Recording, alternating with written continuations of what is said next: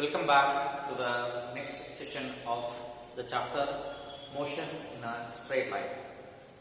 Friends, till now we studied the position, displacement, path, velocity, instantaneous velocity, average velocity, acceleration, average acceleration, instantaneous acceleration, and kinematic equations.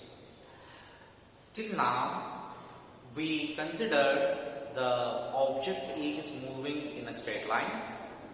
In general, the ideal case which is referred the straight line is x-axis.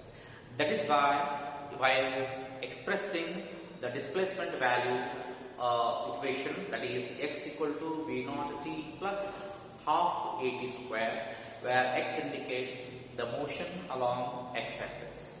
Friends, as we know that we have three types of motion, that is one-dimensional motion, two-dimensional motion, and three-dimensional motion. One-dimensional motion means only the object moves in one particular axis, that is either x-axis or y-axis or z-axis. Now, there is no condition that the body should always move in a x-axis. So now, in general, we referred x-axis, then we wrote three kinematic equations. Those three kinematic equations are referred as 1. V is equal to v0 plus at. Second equation is x is equal to v0 t plus half at square. And the third equation is v square is equal to v0 square plus 2ax. Friends, now if the body is displacing along the x-axis, then the primary velocity of the object is given by v is equal to v0 plus at, x equal to v0 t plus half at square, displacement equation, and the displacement and velocity equation given by v square equal to v0 square plus 2ax. Suppose if I consider a three-dimensional object, or let's say x-axis, y-axis, and z-axis. This is one more fundamental relation. Please keep it in the mind. It is very, very important. Whenever we are denoting, the axis always goes in anti-clockwise direction. X-axis, y-axis, z-axis. X-axis, y-axis, z-axis, or z-axis, x-axis, y-axis. Flags always in the anti-clockwise direction. Don't say x, y, z. X, y, and always z in this direction. Now, if the body displaces in this particular direction, then moving along a straight line, then this anyway is x-axis. So hence we refer x equal to v0 t plus half at square. Suppose the same body, instead of x-axis, if it moves along y-axis, that is upward motion or the downward motion, then what happens to the velocity equation, what happens to the displacement equation, and what happens to the displacement velocity relation? Here it is, we have a very interesting relation or expression to study. Now let us start one by one. Since the body is moving along the x-axis, so now here is Earth's surface is there. So Earth's surface is there. So the body is in contact with the Earth. So it is moving along the x-axis. Suppose the same body moves along the y-axis or along y-axis. Now the body is not in contact with the Earth. Hence the body is under gravity. Please keep it in mind. So under gravity. That means what? If this is the x-axis, if it is the y-axis, then if I throw the object, so there were two different types of motions will be there. That means what? One is upward motion, another one is downward motion. So in both the motion, the body is under one control, that is called as gravitational force. At that time, so even under gravity, the velocity of the object continuously changing, hence there is an acceleration. So now the gravity is also called as acceleration due to gravity.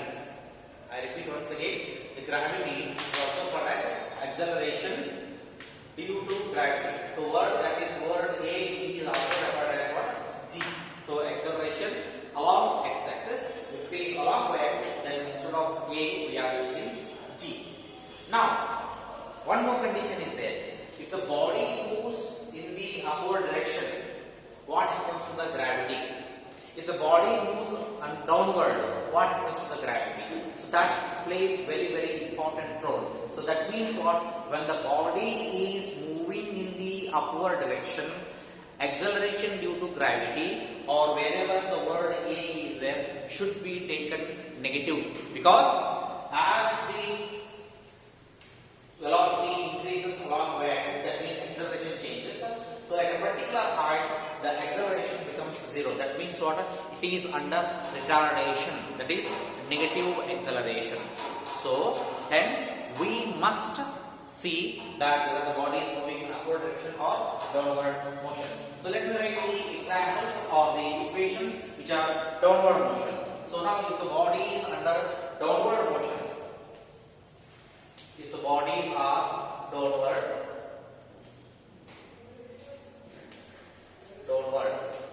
so there is a specific word. So the body is moving downward under gravity, then the velocity equations are given by V is equal to V0 plus GT. I said upward G should be negative, downward G should be positive. Similarly, x-axis is given by y-axis. So y is equal to V0 T plus half GT square. Very important. Similarly, V0 T square is equal to V0 square plus 2G y.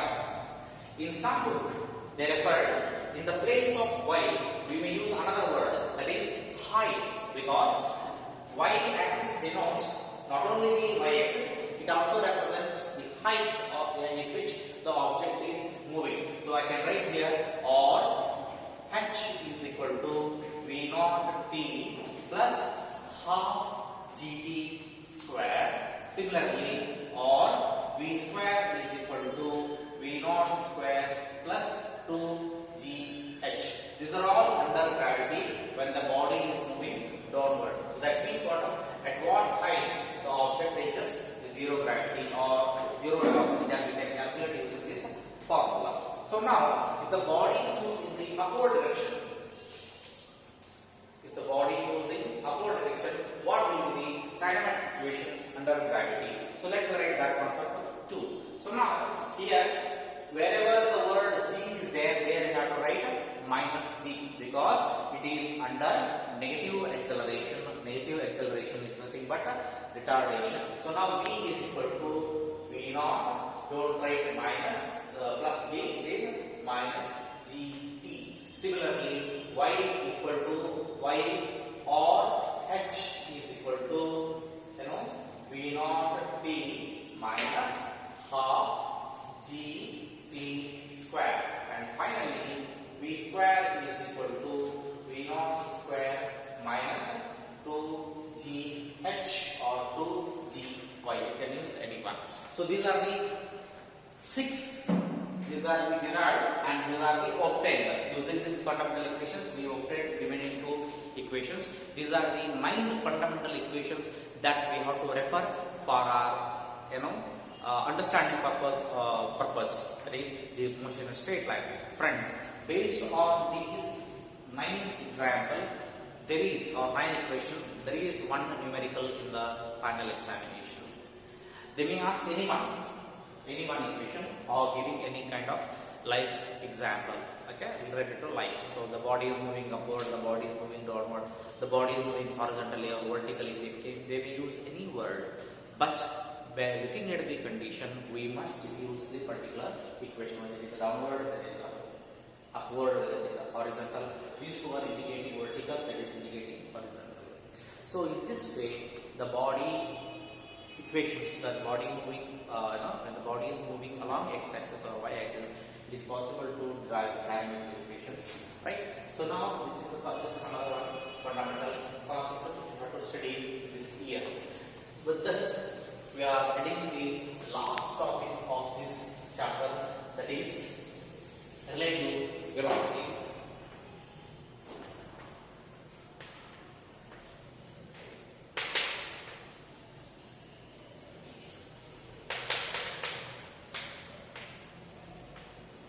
So relative velocity. Friends, to understand the concept of relative velocity, first and foremost, let us understand some life examples which we experience in our day-to-day life. Now, while explaining the position, the motion, I introduce one simple concept.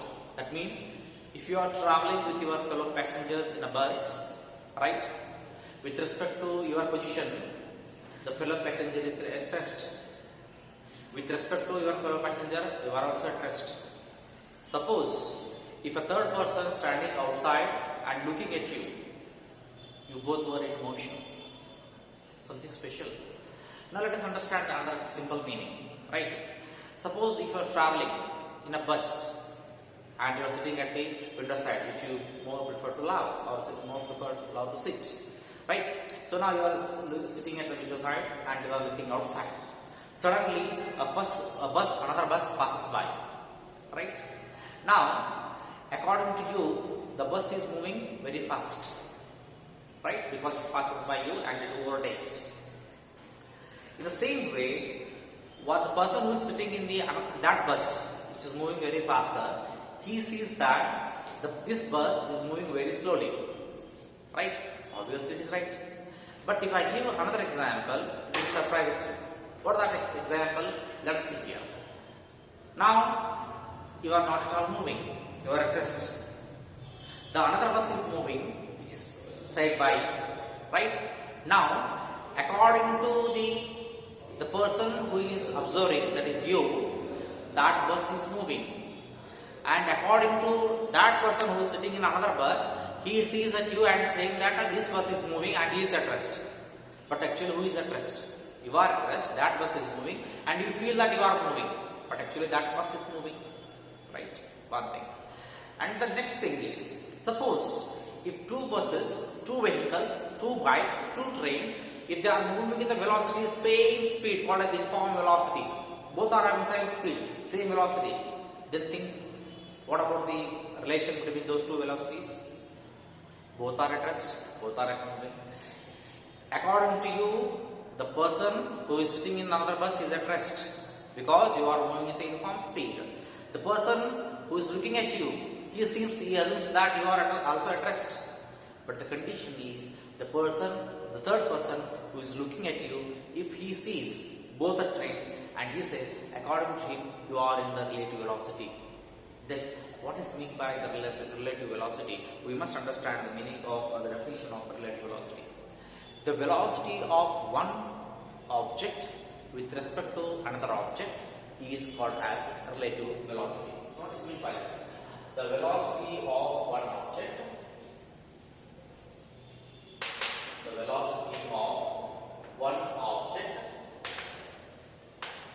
with respect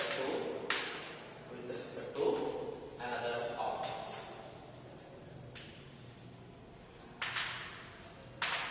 Now, let me take three simple examples which we can refer and which we can study very thoroughly.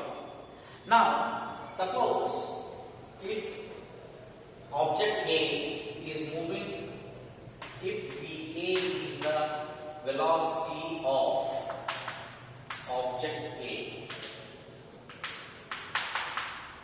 if VB is the velocity of object B. Now, I want to calculate what is the relative velocity of A with respect to B, right? I want to calculate the relative velocity,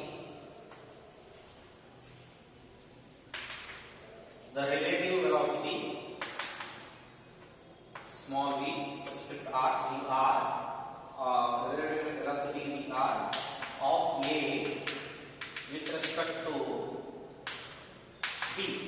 So this is given by VR is equal to VAB is equal to VA minus VB. So So that means what? We must take the difference between the velocity of object A and the velocity of object B, then we get the relative velocity. Similarly, if I want to calculate the relative velocity of the object B with respect to A, then it is given by VBA. VBA is equal to VB minus VA. Now friends, here one more interesting thing is there. What is that? Here also subtraction is there, here also subtraction is there. So we can see three different conditions, right? If now let's say different special cases. So that means what? If VA is equal to VB, that means what? VR equal to 0. If VA is greater than VB, then VR is equal to positive. If VA is less than VB, then VR is equal to negative. Look at the conditions, three different conditions. Look at it. The relative velocity may be 0, may be positive, may be negative. So this is very, very interesting phenomenon. So that means what? If two objects are moving relative to each other, I repeat, if the two objects are moving relative to each other, right, then their relative velocity may be equal to 0, uniform velocity when VA equal to VB, may be positive, velocity of object A is greater than the velocity of object B, may be negative, the velocity of the object A less than the object B. Now, friends, with this we can conclude one important thing, that is the relative velocity may be 0, may be positive, may be negative. Friends, with this, let us discuss three important special cases, right? So now one by one. So let me take one first equation, that is relation 1, special case, that is VA is equal to, please take V capital, we should write small v, subscript capital A. If VA is equal to VB, that means what? Both the velocities of the objects A and B are in the same direction, and if I say that is equal, then what would be the relative velocity? Obviously it is 0. That means what? How exactly it looks like? Look at this now. This is the time period. This is the velocity. There I can write VA and VB. So now VA I will indicate with one color, VB I will indicate with another color. Look at this. If this is the velocity of VA, right, then the VB will be like this. If you look at the graph, look at this. Both are parallel to each other. Both are parallel to each other. Hence, we can say that the relative velocity between those two objects will be equal to 0. Both are parallel to each other. The velocity of one object is parallel to the velocity of object B. In the second case, so let me reference case 2. Right. If VA is greater than VB, the velocity of object A is much more greater than the velocity of object B, or object A is moving very faster than the object B, then what will be the relative velocity? Now let's see the graph. Then again we have to take along x-axis time period, along y-axis we have to take velocity, where we have to take VA and VB. Again, look at this. VB is moving to the uniform velocity, it goes like this only, no change at all. Right? This is what? VB. But VA is moving more faster than the VB. Hence, I can show like this. So, look at this. At this point, they are intersecting. Now, look at this. This is what? VA. Look at the graph. Here it is parallel. At this point, both the velocities are intersecting. Hence, I can say that the object A is faster than the object B. This second graph. Here also we can calculate the relative velocity. Suppose if it is moving with 10 km per second and it is moving with 30 km per second, then take the difference, you will get 20 km per second. 20 km per second is the relative velocity of the object A with respect to B. So now after this, let me take case 3. In case 3, VA is less than VB. VA is less than VB. Obviously in a different manner. So now one thing, or else if one object is moving in the negative direction, or let's say VB is anyways greater. So now even if I draw the graph, it will come like this. So if it is time B, its velocity. So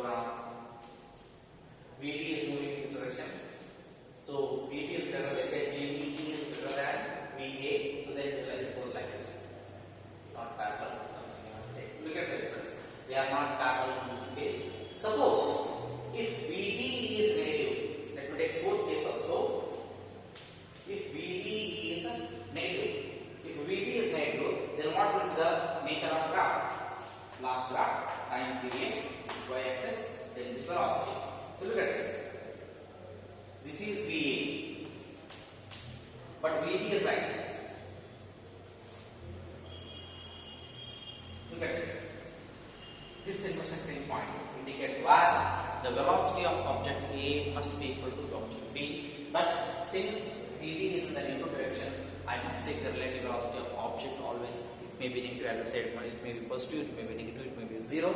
So hence, if object is moving in the negative direction, one velocity, another velocity is positive, then this is the nature of graph. So here actually in our textbook they referred to 3 graphs, but I explained 4, one more extra. So nothing to worry. It is only for information purpose I explained, and it will be useful even in the CET or for any competitive exams like this. So now friends, with this topic relative velocity, I am concluding the chapter motion in a straight line. Right? For any queries, you are free to ask any question anytime by call or by message. Thank you.